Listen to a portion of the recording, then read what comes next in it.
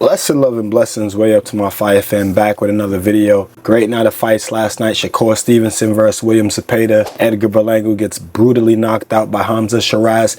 We're gonna go over some of the defensive stuff that you guys can take away from, some of the things to do and some of the things not to do. Let's get into it.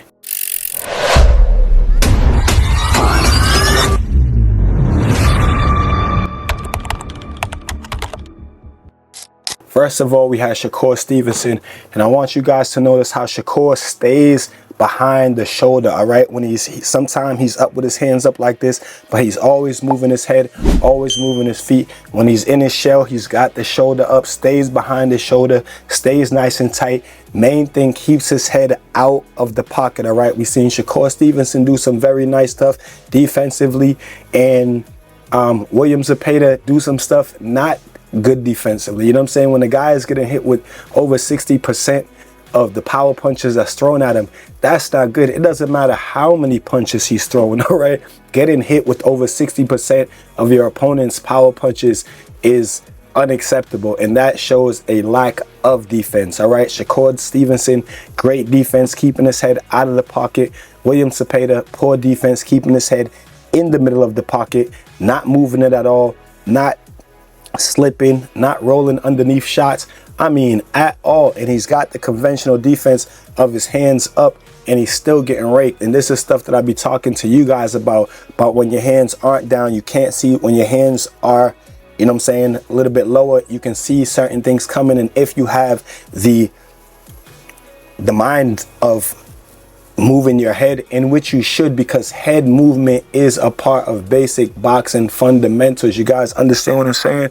Moving your head is a part of basic boxing fundamentals. Do not leave it out. You see, I do many videos on it, and this is why. You cannot just be an offensive fighter throwing as many punches as you can and they're meaningless on top of it. But again, you're getting hit with every single punch that gets thrown back at you. You guys learn from that, all right? Staying behind the shoulder, whether you're like this in your shell or whether your hands are up, staying behind your shoulder, not being square with your head in the center of the pocket to get hit with shots that you should not be getting hit with. Let's move on to Edgar Berlanga getting brutally knocked out because of his lack of defense. You know what I'm saying? Lack of defensive technique, lack of defensive skill. He thought he was doing something with standing up in front of Hamza Shiraz with his hands up. And I keep telling you guys, when you guys are in your high guard, the hands are up, you got to keep moving. When he was doing that in the first 2 rounds and stepping to the side using his jab, he was doing good. Minute he decided to stand up in front of Hamza like this, put his head in the middle of the pocket, he got caught with a vicious combination. And just look how he's standing square with his head in the middle of the pocket, just getting bang, bang, bang, bang, bang, bang, bang, bang, bang, bang, bang.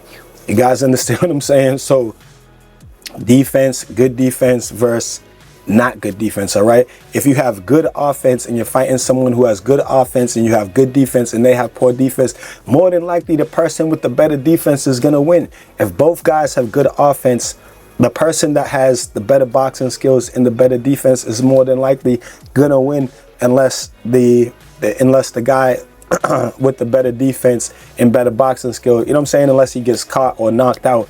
I mean, so guys, work on your defense, you know what I'm saying? And when you're watching these fights, don't just watch it for entertainment, all right?